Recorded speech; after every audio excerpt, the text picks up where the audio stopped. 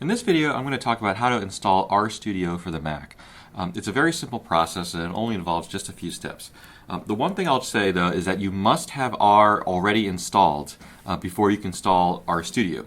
So once you've installed R already, you can go to the RStudio website, which is rstudio.com. And you can see down here on the lower left there's a green button that directs you to kind of download RStudio. So here there's two versions of RStudio that you can download. One is for the desktop and one is for the server down here. Now we're not going to be talking about the server version at all here, so you just want to download the desktop version, so that's this button right here. So the website should detect automatically what type of operating system you're running. So here I'm running a Mac, and so it recommends this Mac OS X version. So I'm just going to download that right now. And you'll see the download meter go.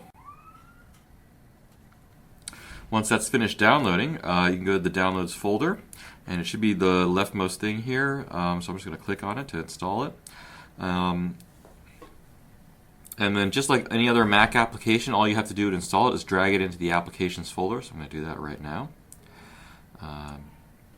And it's already done. So I can just go into the applications folder here and find RStudio. Double click on it. I'll say yes, I want to open this application. And there you go, you're running RStudio.